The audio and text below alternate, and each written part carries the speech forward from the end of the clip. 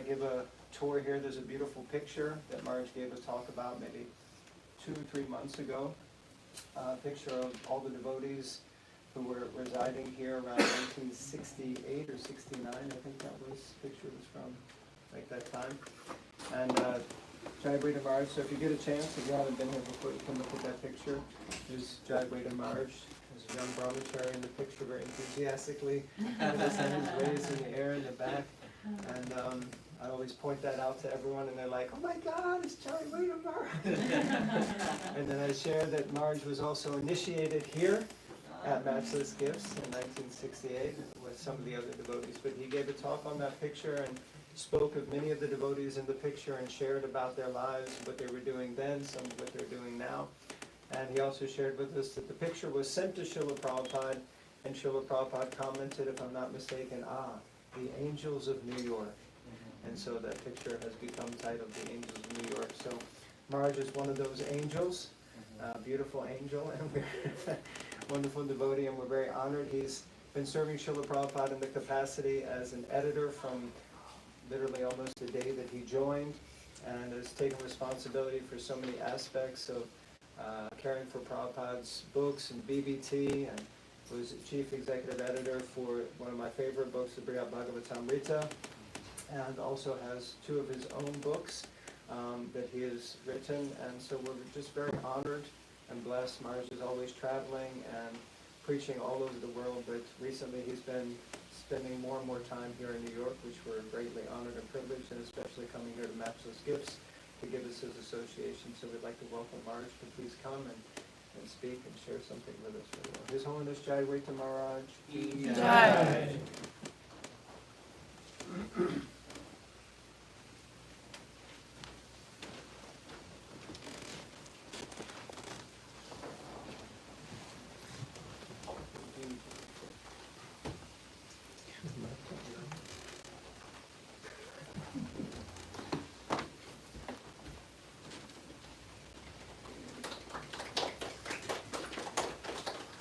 Thank you very much.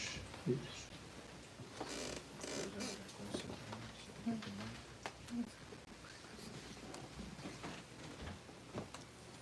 you could check your cell phone to see that it says silent. Cell phone check, if you could check your cell phone and see that it's silent.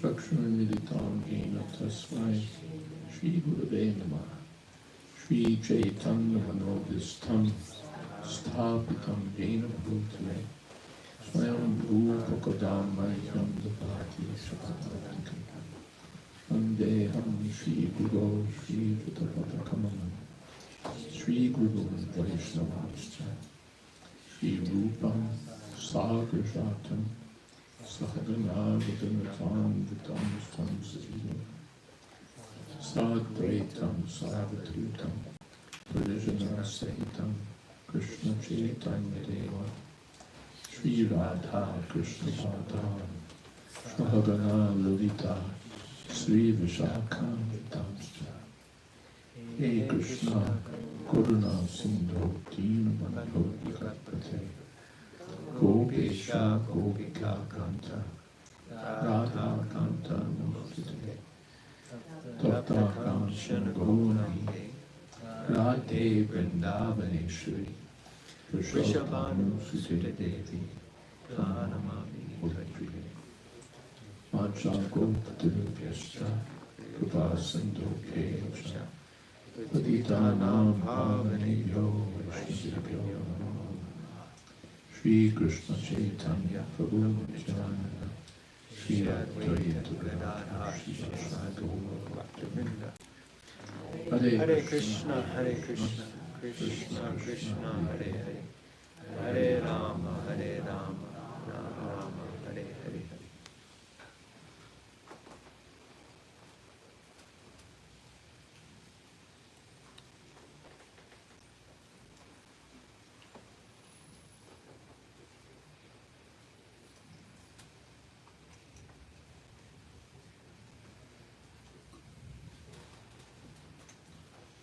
Well, since we're at 26 Second Avenue, I thought today I'd speak about 61 Second Avenue.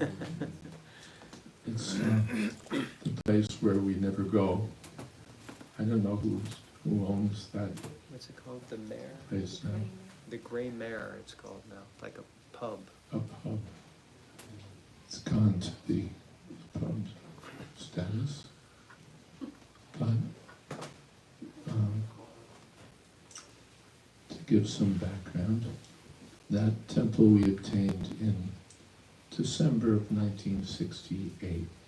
We were here, and although now we value this place so much, when I joined, we were looking to get out of here. The place, as you can see, is quite small, and particularly back in those days when there were so many young people crowding the streets of the Lower East Side, we really felt the smallness, especially on Sundays, when people would be like stacked paper cups. The space was so short. So Brahmananda and others were always looking where could we get a larger place. And then, as I recall, they thought, well, all right, let's just fix up this place. And so they tried to improve this place, and not long after they got that place. If I recall, either Prabhupada said, or the understanding was that as soon as we tried to serve nicely here and use what Krishna had given us, then Krishna gave us more. So 61 Second Avenue is upstairs, one flight up. You go up a set of stairs, and then on your, I guess it would be on your right, there'd be the entrance. You walk through a little sales area, books and beads and so on, and then the temple room. Temple room was large compared to this. I don't know, memory plays tricks, but it was several times larger than this. And it had been an old store for selling men's formal wear. And it must have been unused for a long time, because there were, when we went there, sort of as they say, a yagya, that is to say, a real project to clean the place up. It had all these old dusty top hats and cummerbunds and all sorts of stuff that no one quite knew how long it had been there. And the place was all dusty and sort of covered over. It had nice wooden, what would you say, finishings, the walls. Paneling? Paneling? Yeah, paneling, thank you. Wood paneling, and it had these recessed areas, as I recall. At least one was made for it had more with mirrors and so on. And one recessed area, at least, became the place for Srila Prabhupada's Vyasasana. It was a little perilous, because it wasn't high, but it served without incident, as I recall. And the mother of one devotee, Palaidasi, her mother was a very nice lady and did nice service. A couple of the parents, Madhusudan, his father was in the egg business, as I recall, but he used to bring something or other that was, he did service, I forget what he brought, but he used to bring things for the temple and serve. And Balaidasi's mother also was very service-minded, and she made this little, what would you say, sign, Black. yay big, embroidered, which you can see, maybe that one said all glories to Guru and Gauranga. Wow. And that was there at Prabhupada's asana, as I recall. She'd also done a sign here. Maybe she did that sign, otherwise I'm conflating two things. There was a sign here at one point that said, if you have no service, let's see, read or chant Hare Krishna. If you're always engaged in Krishna consciousness, then you can't fall into Maya. That was the gist of it.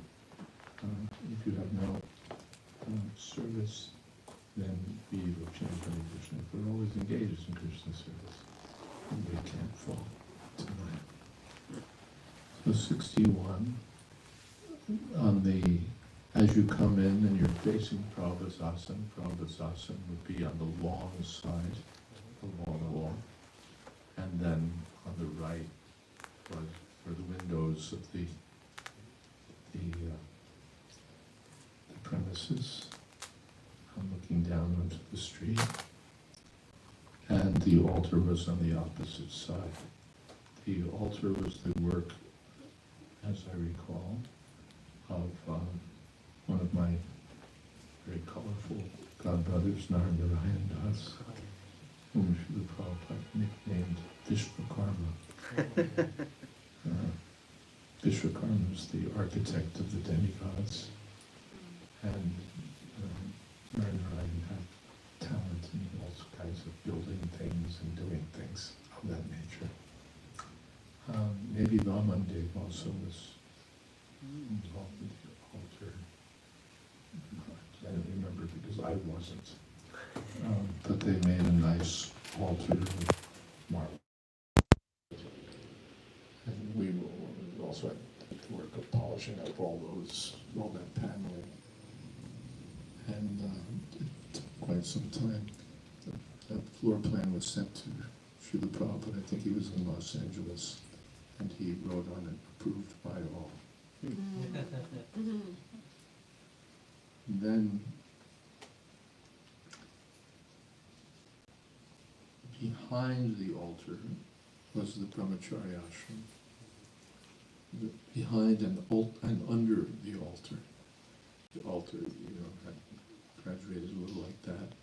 And behind that were the bunk beds and so on that constituted the brahmacharya ashram. Here people often ask, where in the building we lived. And I think it's known that we didn't live in the building. Confirmed. But we had rented flats in the neighborhood.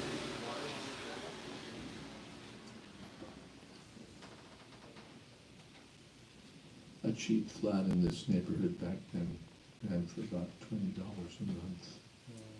And the expensive ones went up to 60.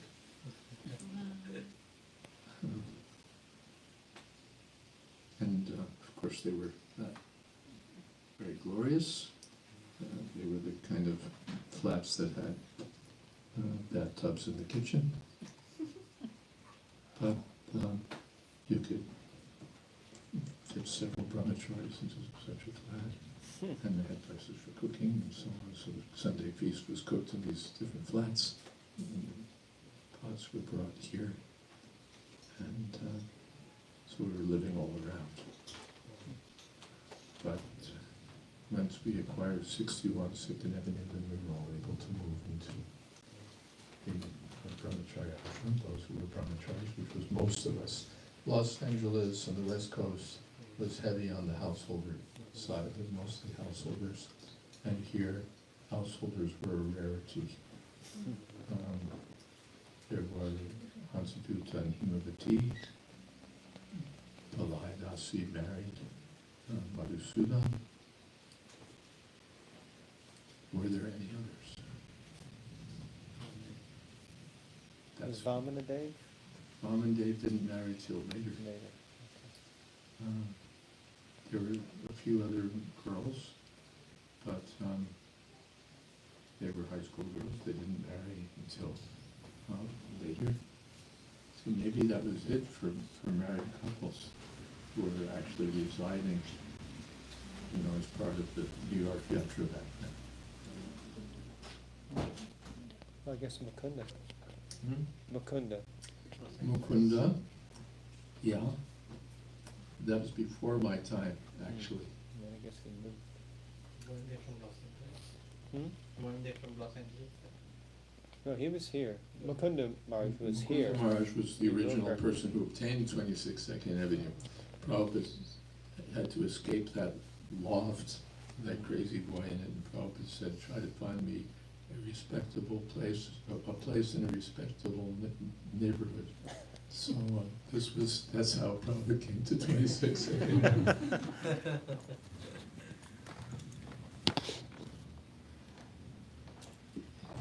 He did get him, as Prabhupada said, only time is separating us. So Mukunda Maharaj did find this place in a respectable neighborhood.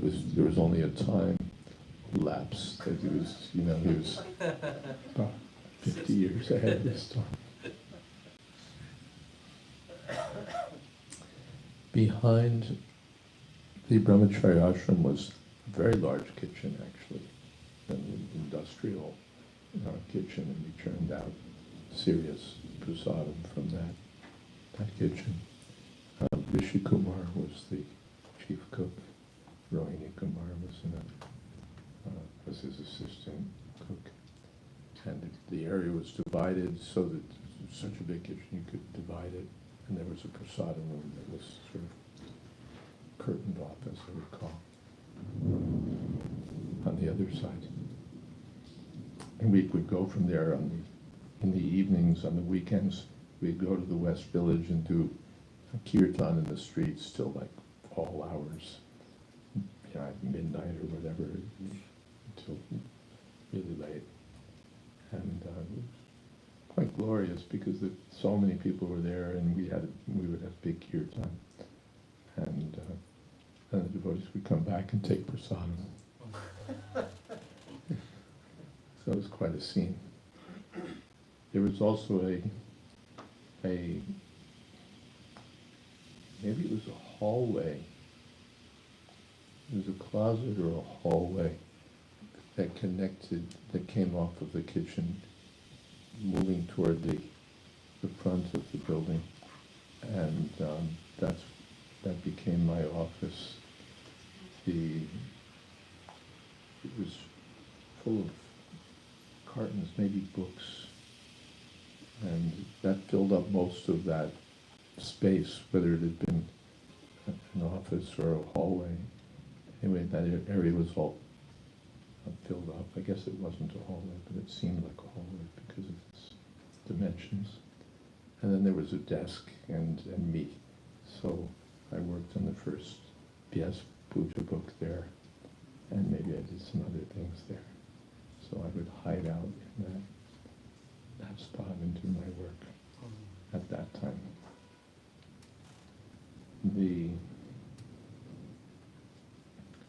When Prabhupada came, he did initiations there at 61 2nd Avenue. I was initiated there along with Jayadvaita Prabhu and others. Second initiation. First initiation I received here, Jayadvaita was also initiated.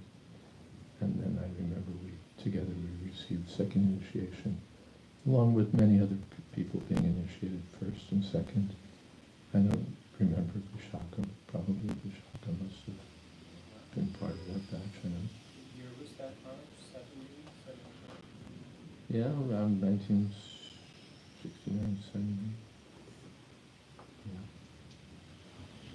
Yeah. And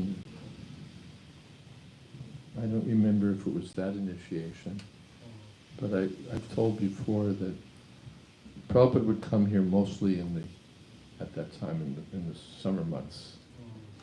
Prabhupada had a system. If you look at Srila Prabhupada's schedule, it was a very sane system by which he would do America in the summer. And he would he wouldn't travel helter-skelter, but it was basically New York and perhaps something in the East Coast, and then moving west toward Chicago, Los Angeles, Hawaii, and so on. Then he would later move on to points west, and finally India, and then around Europe, England. So systematic in his travel. Sometimes he would do something deviating from the usual pattern for some purpose. For the most part, sane, systematic, methodical.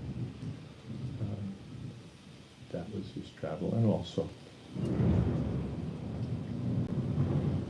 consistent as far as possible with keeping good health.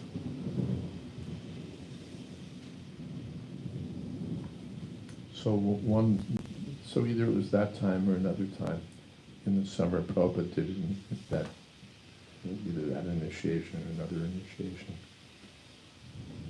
And then there's a picture. It was published in at least one version of the On Chanting Hare Krishna booklet, and it shows all these devotees surrounding Prabhupada. I think it's black and white, sort of floating off of Second Avenue. You know that picture? It's they're just jumping and surrounding Prabhupada, because Prabhupada's now, when we got 61 Second Avenue, then we didn't need this place anymore, and you've seen, I guess, that photo, it said moved to, Yeah, that's okay. yeah, moved to 61 Second Avenue, because we weren't going to pay rent on this place anymore, and we didn't need it, and it had no sentimental value for us then. So we moved to 61 Second Avenue, but we kept Srila Prabhupada's apartment here. So Prabhupada had this place. So Prabhupada was walking after the initiation, he walked down the stairs and he's walking back here. And the photo was taken in front of the storefront, not storefront, in front of the building. It had something above the door that said Hare Krishna, something, so you knew that it was up there. It was considered a disadvantage that we were now one flight up instead of being right on the street, but otherwise, so many advantages. And so the devotees are, they don't have their shoes or anything, they're just, some did, some didn't, and they're all jumping and dancing around Srila Prabhupada. And Prabhupada, as usual, was grave. He's just walking back, and everybody's all in ecstasy, but Prabhupada's very grave. And then Prabhupada said, we have increased the disciplic succession from Chaitanya Mahaprabhu. That was what was going on. We have increased the disciplic succession from Chaitanya Mahaprabhu.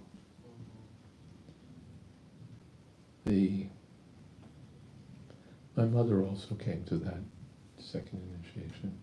Your mother? My mom, yeah. I think she found it very confusing. Fires and all this stuff going on, but she did come. So she got to darshan of Srila Prabhupada on that occasion.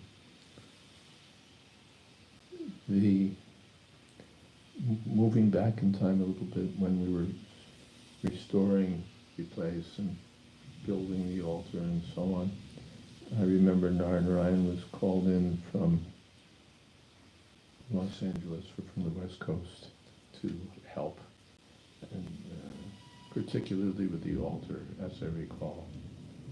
And while construction was going on, the deities of Radha and Krishna, which were installed here, they were the first Radha Krishna deities were installed here. Sure, the small ones. Small ones who are now at Radha Govinda Mandir. They were installed here. And then, actually first they were being worshipped upstairs in Prabhupada's apartment. Then they came down here. And then they went to 61 2nd Avenue, and we moved. And Jagannath was there. We were worshipping Vamadeva, I think, carved those deities deities, if I'm not wrong. If it wasn't Shamsundra, then it was Namadev, who carved the deities here. Jagannath, larger Jagannath deities, and then Radha Krishna were there. But everything was taking time, and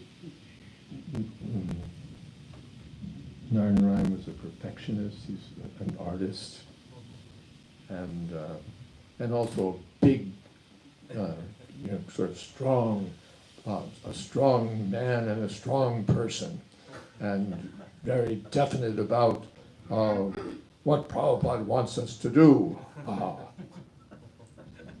and quite strong and yes, like that, and also very clear about what he wanted to construct, and he would have his artistic vision of it, and maybe time schedules weren't the highest priority in the program, and so Radha Krishna being kept in a box, and how much time, what's happening and what's happening and what's happening and what's happening. And I remember, and Brahmananda is the president, and he's trying to basically liberate the deities. And Narayana is Vishwakarma, and he's going to build them a beautiful altar. And I remember on one time it came to an actual fight. I remember Brahmananda and Narayana wrestling, Brahmananda is also big. Brahmananda, you don't mess with Brahmananda. He's not as, Prabhupada said to one, he was walking with someone, and maybe the topic was vegetarianism or whatever the topic was. Prabhupada said that he could kill you. And Brahmananda, we would call him Big B.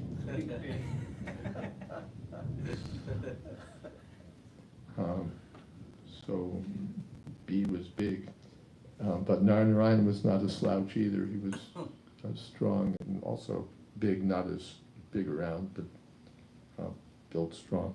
So I remember they were, fighting over it, and they, like down on the floor, going at one another.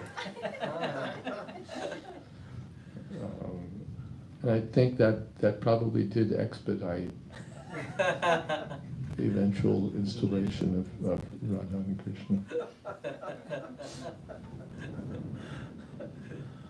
I think on one occasion, he was certainly exasperating for Brahmananda.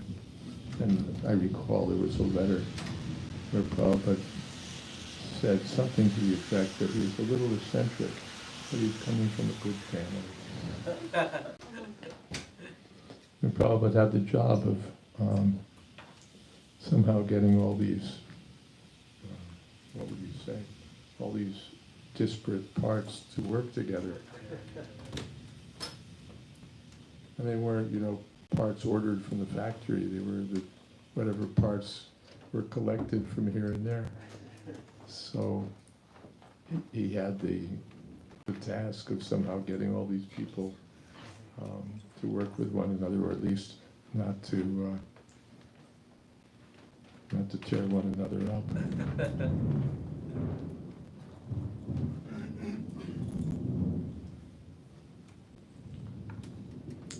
And Narayana did a lot of service over the years. He constructed Rathayatra cards. He was very expert in that, and many different services that he did for Srila Prabhupada. All right, since we've come to Narayana, I can tell you one story. That this is in New York City. I forget when. Maybe I have all the stories I've told somewhere, but Narayana, Prabhupada's leaving.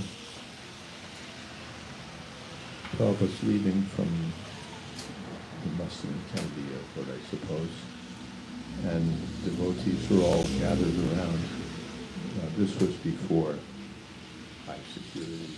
It was back in the days when everybody could come in to the airport. There wasn't a security check. There was no, what do they call it? No X-ray or anything like that. You just came and went to your gate, and your family could come with you, anyone could come. And so we all went, and we're sitting with Srila Prabhupada at the gate, quite a good crowd. You've seen some of the pictures of Prabhupada sitting surrounded by devotees. And on this one occasion, there was, apart from us, there were some passengers also who were going on this. Okay. We weren't the only show in town. And among them was one businessman. And Narayana basically buttonholed this businessman. He's sitting there, he's waiting for his plane. And Narayana starts preaching to him. And, the purpose of life is to surrender to Krishna. And, I'm making it up. But, all preaching at him quite strongly and more or less incessantly and loudly and punctuated with his characteristic ha-ha.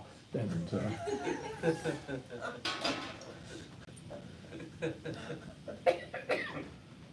and the businessman was polite, more or less tried in different ways to convey to Narayana that he'd come to that he was waiting for an airplane and that he hadn't really come to be preached at. But Narayana was, of course, oblivious or didn't care about that. He's going on.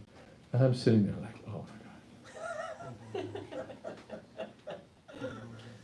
Do we have anything like manners or consideration or maybe sensitivity and then I looked over at Srila Prabhupada, and Prabhupada had a big smile. And I thought, I'm sitting here criticizing how he's doing it, but he's doing something. I'm not doing anything. And he's, in his own way, speaking about Krishna consciousness to this person, and probably it's the only opportunity the man might ever get in his life. And Prabhupada was pleased. He appreciated it. I don't know what the Prabhupada thought also was that it was entertaining. But he was smiling because it was a sincere effort to convey the glories of Krishna.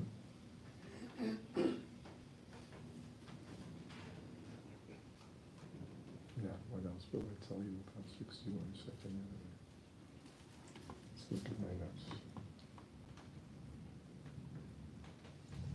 We quite geared up the kirtan at that time.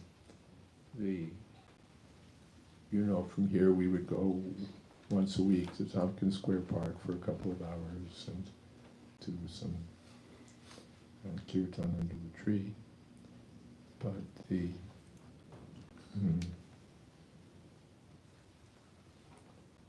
kirtan party became quite a big thing. We had, I don't know how many devotees, but substantial core of devotees going out and chanting Hare Krishna. So that was wonderful. Some things that I remember, 61. At that Gayatri Mantra initiation, Prabhupada was asked when we should chant. Prabhupada said Sandhya. Sandhya means when the Sandhya actually means conjunction. So it's the conjunction of the night and the morning. That's dawn.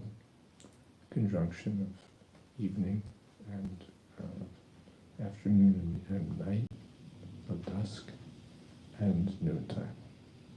Dhyayam Suvam Tasya Yashas Trisandhya. So this is Trisandhya, the three joinings. And that's when the Gayatri mantra is to be chanted. This is 26 Second Avenue. Somehow I've noted it as second as 61, but I don't think it was. We had a god sister, Madhavi Lata, who was a difficult woman, sort of close-cropped hair, and she was somewhat masculine mentality, and certain stubbornness. And I remember one time she probably was trying to instruct her about something, because she wasn't a person who just followed easily.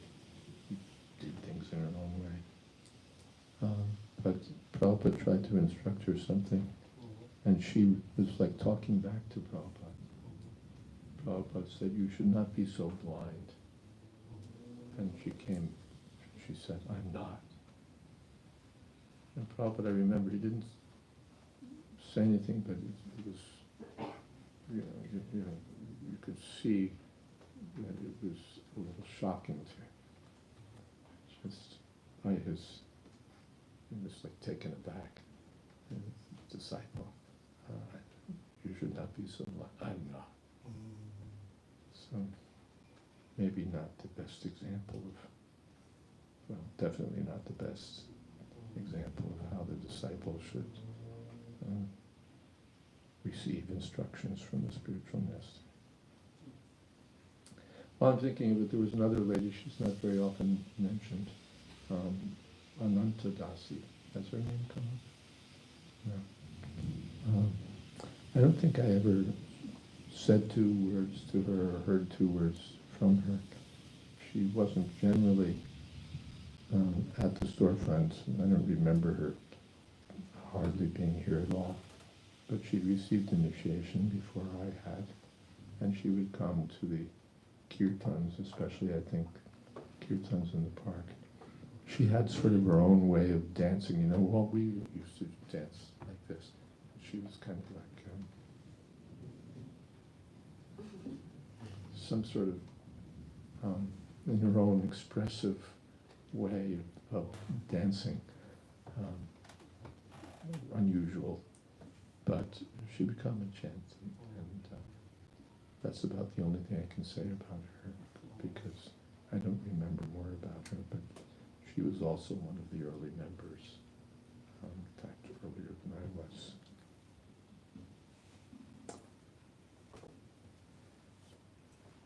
There was I remember a lecture that Prabhupada, he gave quite a number of lectures at 61 Second Avenue. And one of them, he began, as usual, Om Mogana Timirandasya. And rather than, he just went from there. He spoke on that. That he quoted Chakudan Diloje, Junme Junme, Prabhushe, one who has opened my eyes. He is my master, life after life. And Prabhupada just spoke on that topic, on dedication to the service of the spiritual master.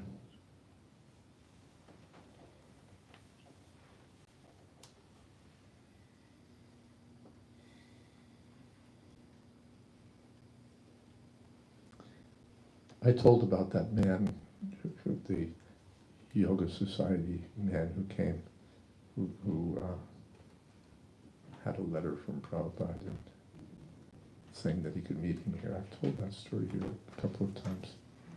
Do you remember that story? There was an elderly gentleman who came to 61 2nd Avenue, and he had a letter from Srila Prabhupada saying that when I come to New York, you're welcome to come and meet me. And so he appeared one day, letter in hand, and Prabhupada happened to be here. And so Big B sent me to accompany the man to meet Srila Prabhupada. There were no phones back then to call Srila Prabhupada. Just, okay, at this time he could go. So the man came and was very respectful to Srila Prabhupada. He was had attended lectures uptown, hearing from one of what we call the uptown Swamis. And he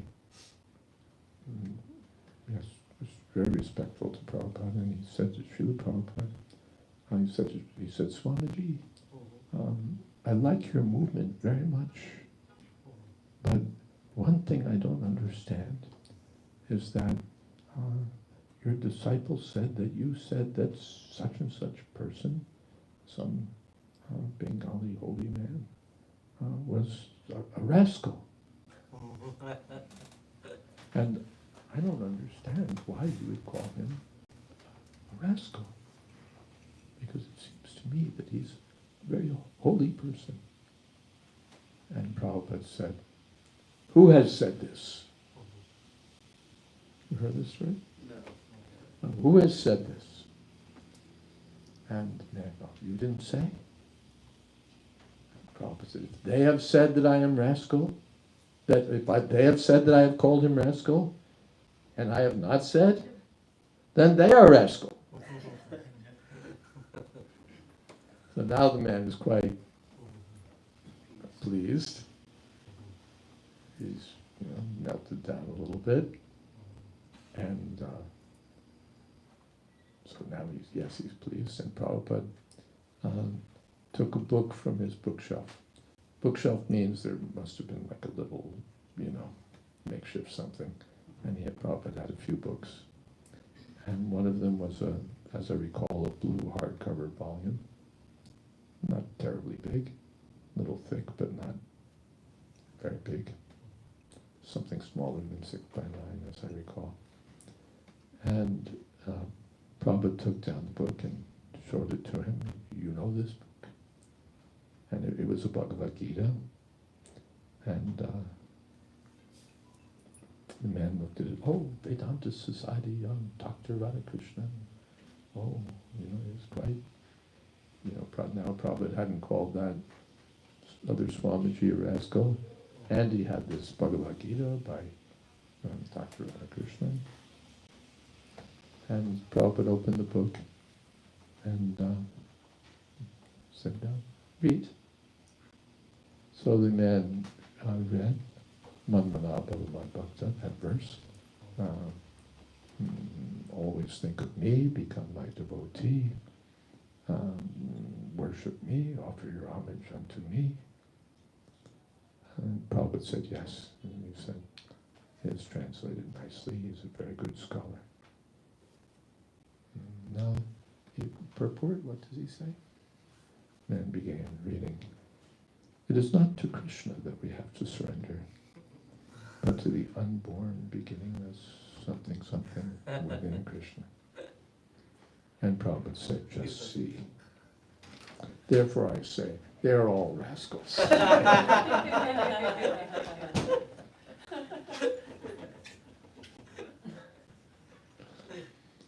And then Prabhupada quoted a favorite verse, Namam Duskritana Mudha, Prapadyante Naratana, Maya Apratagana Asura Palamashrita. And Krishna says that those miscreants who are the lowest among men, Mudha, who are like asses, Naradama, the lowest among men, whose knowledge has been stolen by illusion, and who partake of the atheistic nature of demons. These are the four kinds of men who never surrendered to me. So Prabhupada took apart the verse, explained it word by word. What is Buddha, what is Naradama, what is Maya Pratigama, what is Surabhava, what is Duskriti, all of them are miscreants. Prabhupada explained one by one. And was demonstrating that anyone who's, and not to Krishna. Krishna says, me, and he's saying not to Krishna. That means Duskriti and Maya Pratigana, one whose knowledge has been stolen, erudition has been stolen by Maya, the illusory energy. So Prabhupada spoke quite strongly on each of these terms. And then he said, it's not my saying, it's Krishna's saying. What can I do? And I'm speaking Bhagavad Gita, I have to speak Krishna's message. So in that way he spoke to that. So, how are we doing?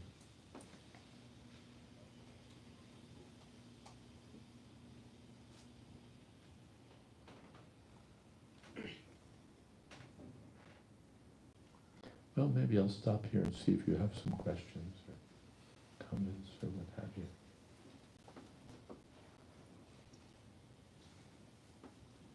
Yes. But yeah, I have one question, and I don't know if it'll open a whole conversation, maybe we can save it for next time if it does. But just, you mentioned the small Radha Krishna deities, the children of Radha Krishna that are in Brooklyn now, and they were installed here by Prabhupada, first worship there. In fact, they were installed when I was initiated. Little Same louder, ceremony. please. Little louder. Yeah, Question? Radha Krishna. They were asking about the Radha Krishna deities who were installed here and who are now the Utsav deities at Radha Govinda Mandir. I mentioned that they were installed when I was initiated, or I was initiated when they were installed. Same ceremony. Vamadeva. But yes, you had a question about them. My question, sorry it wasn't loud enough, my question wasn't actually about those deities, but you were mentioning them and that they went to 6-1, but there's also this deity that's here, and This deity here? right beside you in the picture. Oh, this Kartamasha deity. And the pictures that we have at the back, so, and, Pictures at the back. the pictures we have in the Why front don't area. you have a picture that you can show me what you, They're all. are they Yeah. strongly attached or are they movable? Yeah, I think,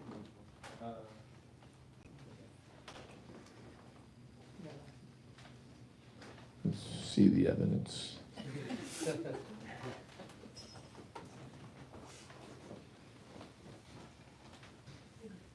Wow, okay.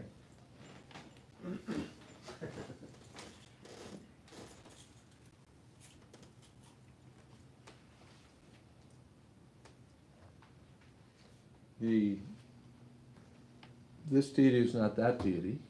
oh, okay. This deity you can see has his hand on his hip. This deity, as I recall him being in San Francisco. Not that I was there, but I recall that this deity was there in San Francisco.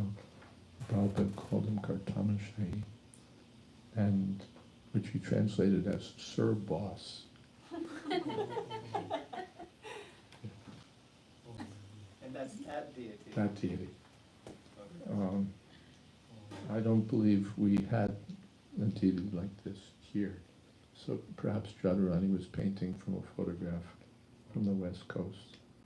Someone could ask her, but that's what I would think. I don't ever remember this deity being here. But the deity that we see in this picture is Krishna standing in his usual threefold form, and he's playing a flute. This deity, and he's right sort of front and center here. And I didn't, when I came, he wasn't on the altar, but there was not an alcove, but there was like a little structure built, affixed to the wall, like a shrine, sort of, freestanding, but not freestanding, but affixed to the wall, in which this deity was there. He wasn't regularly worshipped, he was just there, statue-like. Although here he's on the altar. There was never regular worship of that deity, but he was just in that little shrine, you know, in the little shrine of this deity, or the statue of Krishna. But this Krishna is now the presiding deity in Potomac, Maryland. I don't recall how exactly he moved from here to there. Madan Mohan. And Srimati Radharani came. So, got Radha Krishna there. So that's this deity. But I think Sir Boss was on the West Coast.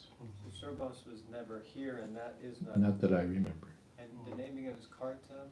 Kartamashi, I think. Kartamashi. I don't, you know, I couldn't vouch for the Sanskrit, but that's, you know, back in those days particularly, whatever you heard might not be what it really was. But that is what we heard, and something like that. Perfect. Pradumna might be able to. Okay. He could certainly fill you in, I think, on. And Prajumna joined here also? My impression was that Pradumna joined in Montreal. I remember his being there early, but you have to talk to Pradumna. He's the more we can pull from Pradumna. He has so much historical knowledge, and anything he tells you with history will be mixed with tattva and, you know, understanding. So you might find some favorable opportunity to talk with Pradumna about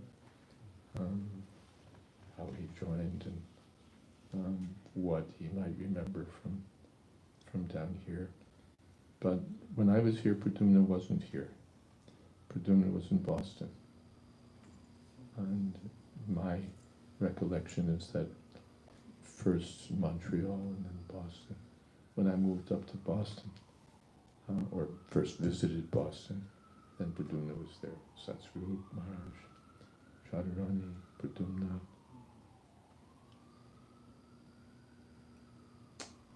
There were others.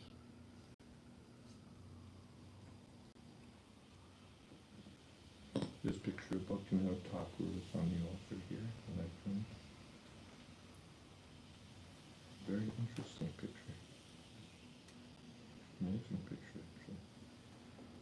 Really big one, Mark, on the poster that you put together, we can't take that out. It's really hard. Different from that, but the same. Same series. Same. This must have been very nice. And then, of course, a style of dancing which has gone totally out of style now. Now we prefer, you know, this is what Prabhupada taught us, dancing like this. Now we've picked up things from American square dancing and a lot of the dancing done, you know, you see our devotees from Gujarat and South India in the kirtan, and basically what they're doing is American square dancing, which they learned from the devotees as being transcendental dancing. But I quoted in in the Sankirtan book, the Prabhupada said dancing means raised hands. And you've seen the picture of Gormatai and so on. And now so many other things. Other questions? Thank you, Maharaj, for wonderful recollections. We felt like the things are happening as you were telling. Maybe it's a topic for the whole class on this one, that maybe it's very intimate to you. If you would like to share what kind of inspired you to dedicate all your life. Well, for that you have to read my book. I've explained that Yeah. in the beginning of my book, Vanity Karma. And I never talk about that because it's not good for sales. If you want to know, you have to buy the book. They're $15.95, and I think, do we have a copy of the red book here? Okay, so it's I have two books that looks like we brought some. This is the one that has some brief autobiographical info about how and why I joined, as well as a verse-by-verse commentary on a biblical book, Ecclesiastes, from the point of view of Bhagavad Gita. Very interesting philosophical book that provides a natural dialogue. And this book is written for outsiders especially. So it's a good book to give. It belongs, it's a commentary on the Bible, about the biblical book, so it's a good book to give your friends and colleagues or any outsiders. And it's written in simple text. Any middle school student, reasonably literate, could go through it easily. And this one, Srila Prabhupada's Kirtan Standards, is for the devotees. Really, anyone who cares about Srila Prabhupada's Kirtan Standards ought to have a copy of this book. And here they are, and they're $15.95 each, and or whatever you like. And the more people who take books, the less, the fewer books we have to carry home.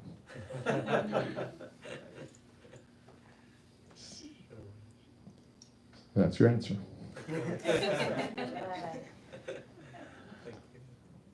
Something else?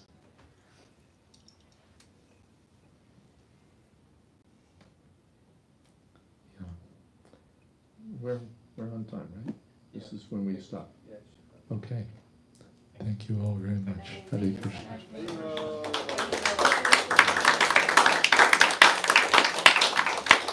Jayadvaita Maharaj ki Jai. Srila Prabhupada ki Jai.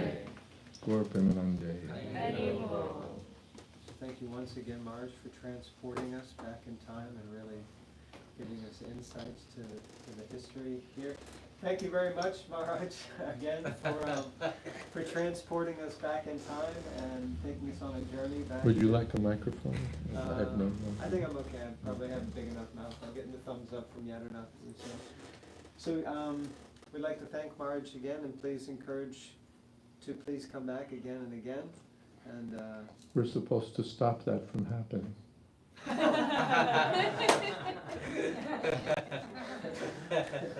okay, so please, Maharaj, never come back again. Thank you. Wait a minute, that's not right. Okay, I think everyone knows what we mean. So thank you so much, Maharaj, for being here.